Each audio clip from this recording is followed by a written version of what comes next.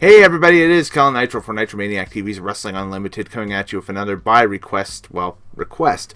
This one from Nick Opolewski over on Facebook, who has been dynamite and sending in requests every month. And if you would like to do so, there are two ways to do that. You can send in your requests on content to be looked at and reviewed on this channel, either via my email at nitromaniactv@gmail.com. It's down there at the bottom. Or through the Facebook fan page. Just shoot me a message in the message tab thing that Facebook has.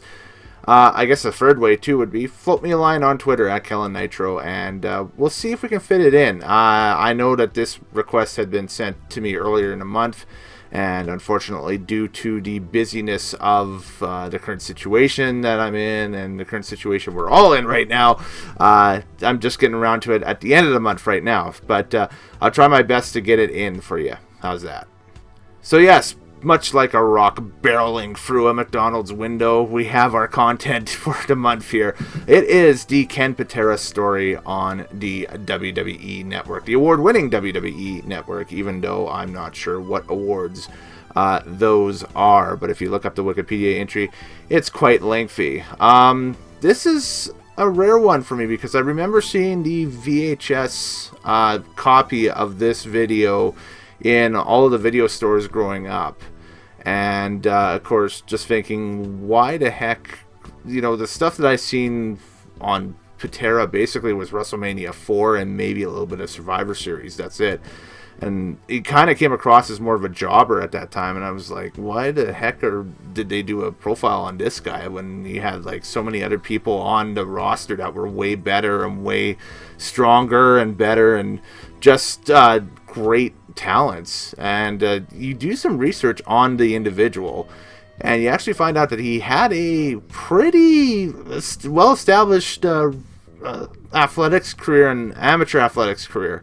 His brother is Jack Patera, who is one of the legendary former players of the Baltimore Colts. The Colts, the team that went to Indianapolis and became the Indianapolis Colts sometime later on. But he was also the coach of my favorite NFL team for a while, the Seattle Seahawks, one of the first coaches from 76 to 82. And had another brother, Dennis, who played for the San Francisco 49ers. So, you take a look at it and you think, well, this guy's going to go into the NFL. He's got two brothers that are in the NFL. Well, not so much. He decided to do track and field and ended up being pretty good at it. Weightlifting, a legend. With weightlifting and track and field, ended up being a legend for the American team back in the early 70s or so. July 23rd, 72, set a whole bunch of records at a U.S. qualifying track and field meet in San Francisco. It's all on Wikipedia. There's like 4 or 5 records, including the highest free lift total ever made by an American athlete at the time. So the dude was, a legit athlete, and much like, I guess it was an in vogue thing in the 70s. A lot of legit athletes would look at professional wrestling and say, hey, I could do that, and end up going to do it. So he goes to the AWA in the 70s, and the career kind of starts from there. So now the copy of the documentary, though, on the WWE Network is from 1987, and it is the Coliseum video copy of the documentary. And it is, as much of these videos are at the time, kind of a glorified look at more of the character than the individual.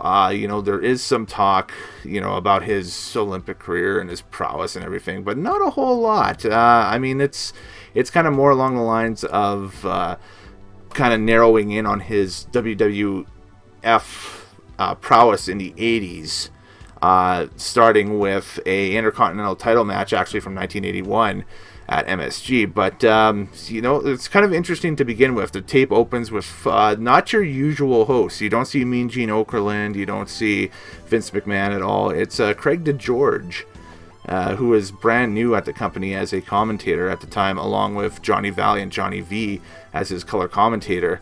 I think that this might have been I have to do more digging on tapes of this era, but it seems really different and really odd not seeing either Mean Gene Okerlund hosting or a Gorilla Monsoon or a Vince McMahon at the time. I think that this might have been maybe the shape of things to come. And then, of course, later on down the line, about a year later, Sean Mooney would come on the scene, and he would be the de facto Coliseum Video quote-unquote host, with Tony Schiavone, of course, being the producer for this. So yes, Patera's arc in the WWF is interesting. Due to his prison sentence in '84, it's really split into two parts. There's a pre-prison heel run with Bobby Heenan, which arguably is the hottest that he was as a wrestler and as a talent at the time, and a somewhat kind of mid-road post-prison run until about mid-'88, and then he's let go from the WWF and decides to go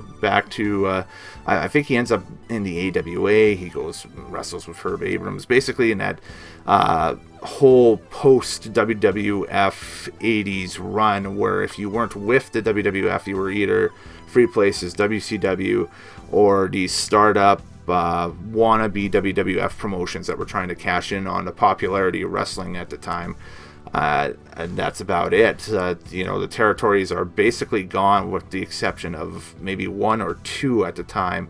And you can maybe get limited work in Memphis or in Portland, but other than that, that's it. So again, opening contest on this tape is a WWF Intercontinental title match from 1981. Pat Patterson is the champion. He is the first Intercontinental champion, and this is in the midst of his first run with the Intercontinental title versus Ken Patera. And this is at Madison Square Garden. It's the classic camera setup with the one light over the ring. Everything else is darked out. It's, insane. It's pretty good. The crowd is hot for this one. Must have been the main event of that card. Yeah, it feels like it. A near fall when Patera hits his shoulder on a post and Patterson goes for the pin. Though Patera lands his foot on the ropes, I should say, breaking the count. Shortly after that, there's a ref bump, and yes, it is Vince McMahon on the call. So this match, of course, was taped for WWF television to be broadcasted later on. Patera then climbs the ropes and lands a knee drop. And he gets the free count, but Patterson got his foot on the ropes. The ref didn't see it. The match itself runs 20:48, but I think we only see about the last 5 or 6 minutes of this because this kind of seems like they showed a finish. It's fairly historic because it's the second Intercontinental title. It's the guy who ended up beating Pat Patterson, who was the first Intercontinental champion for the belt. The date of the match, of course, was April 21st, 1980. They have it listed on Wikipedia as a house show, but house shows and TV tapings were about the same for WWF at the time. Same deal. And this was a long reign for Patera. Patera would hold on to this belt from April 21st, 1980 on until December 8th, 1980, where again at a MSG house show / TV taping, he would lose to Pedro Morales for the first of 2 Intercontinental title reigns for Pedro Morales. So, this was a lengthy title run for Patera at the time. And of course, he was, I think, by himself in this match. I didn't see a manager at ringside at all. There was no Heenan that had jumped into WWF at that time or whatever. He was just a heel wrestler, just your classic old school territory heel at this time. So it's a great opening bout from what we've seen on here. The crowd reacts amazing and a fairly historic moment. So a fairly strong opening to this tape.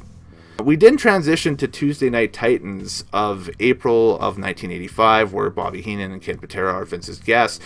Quick synopsis on Tuesday Night Titans: think The Tonight Show, but with wrestlers. That's, what they were trying to push at the time. Like I said, Heenan and Patera are Vince's guests. They're setting up the Orndorff-Heenan feud, which had happened post-WrestleMania in...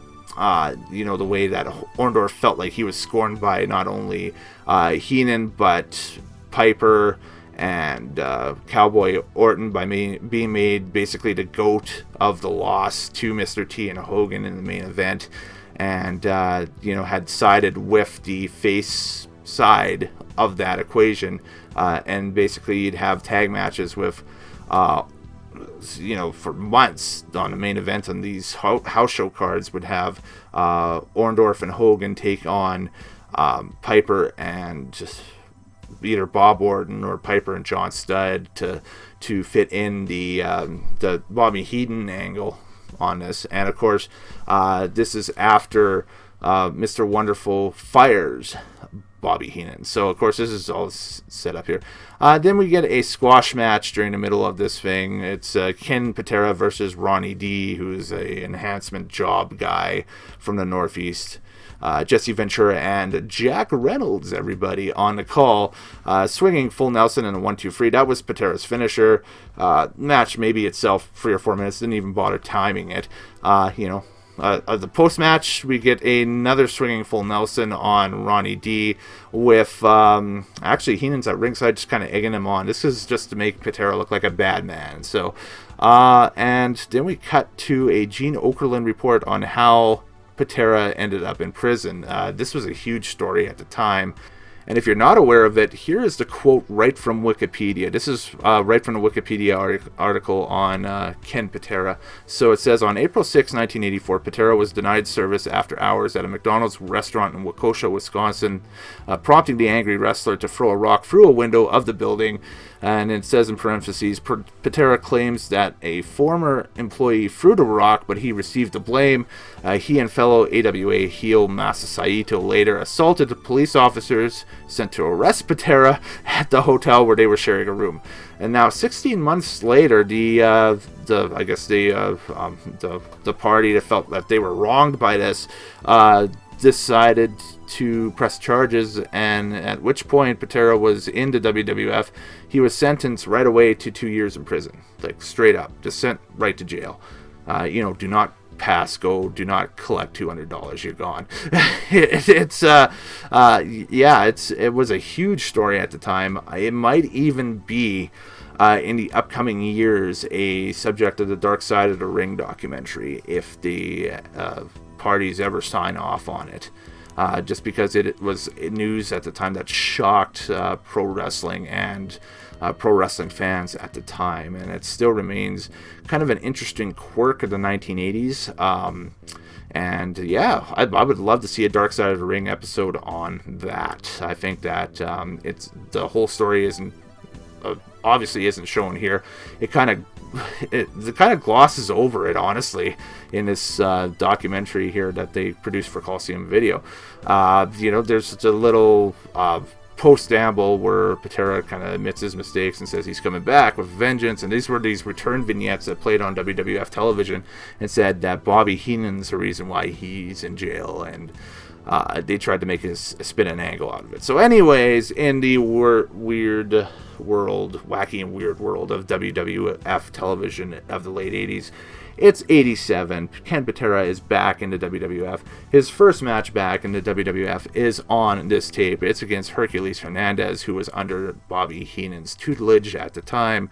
Herc jumps Patera before the bell, and Harley Race and Bobby Heenan are at ringside. This, of course, is the beginnings of iteration 2 of the Heenan family, I want to say.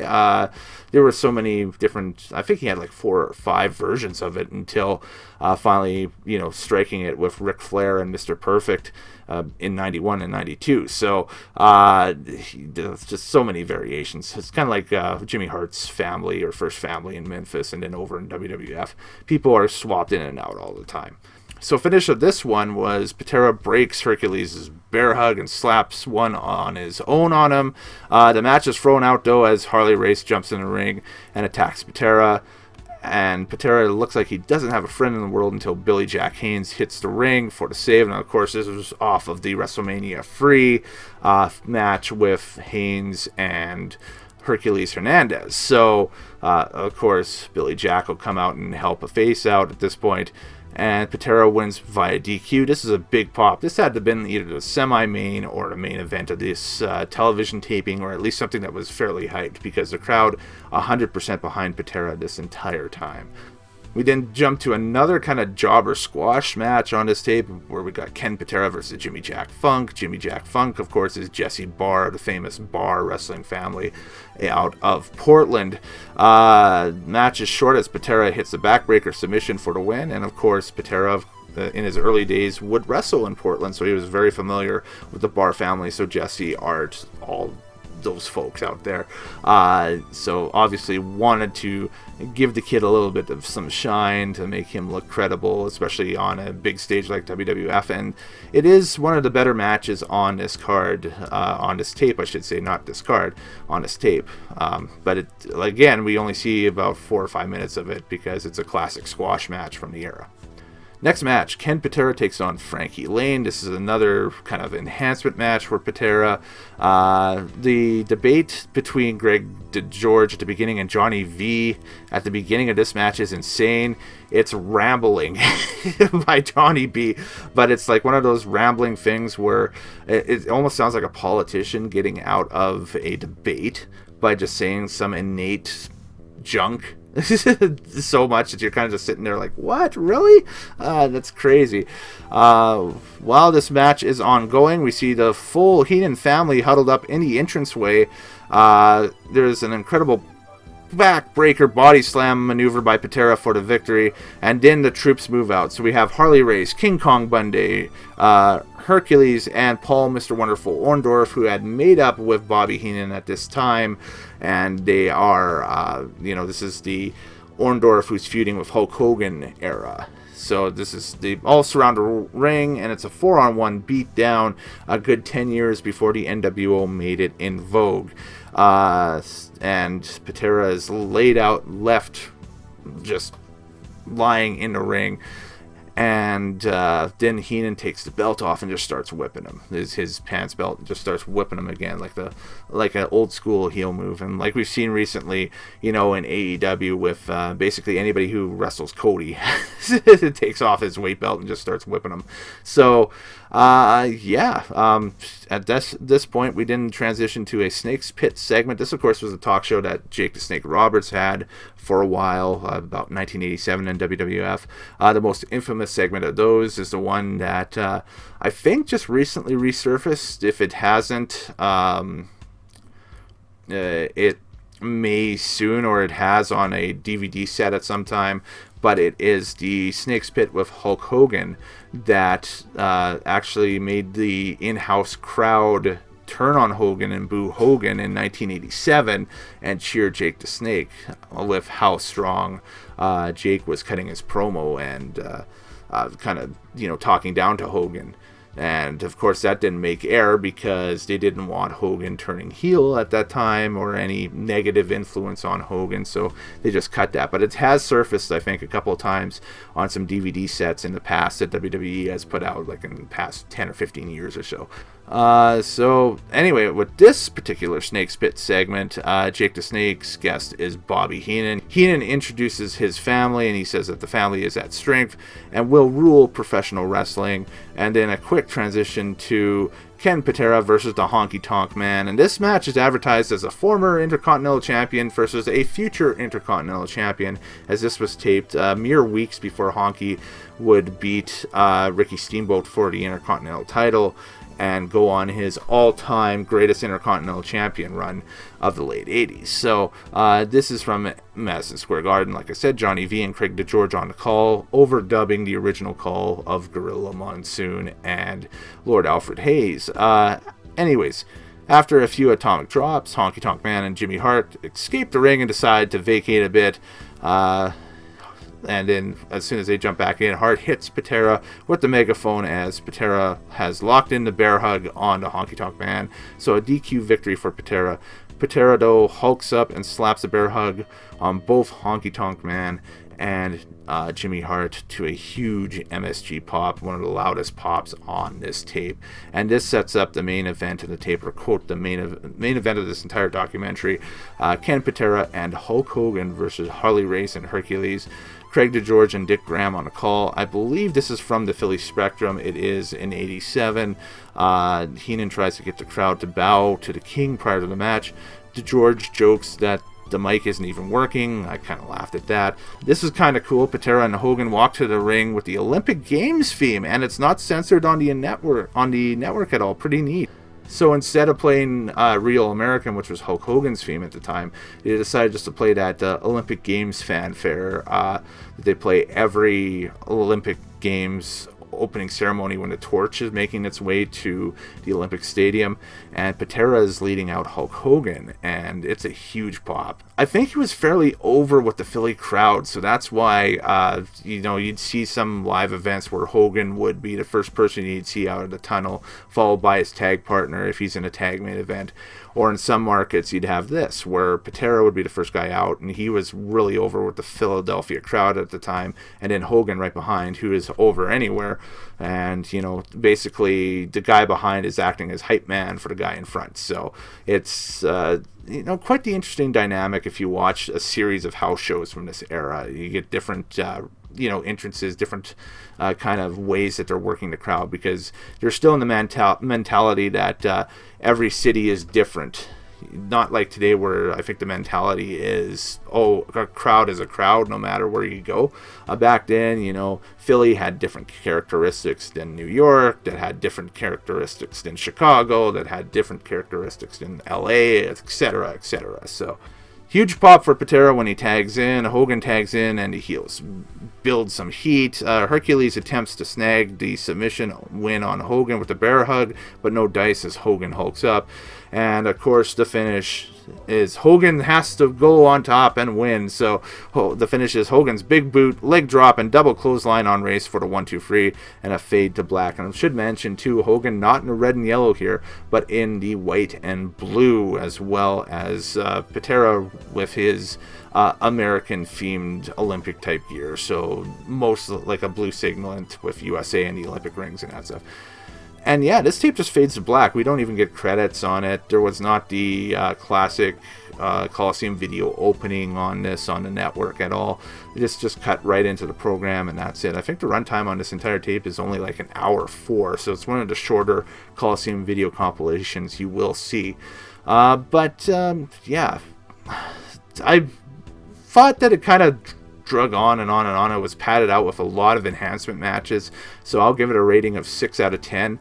Again, not for old school wrestling aficionados, it's a good watch. Not going to slag the guy at all.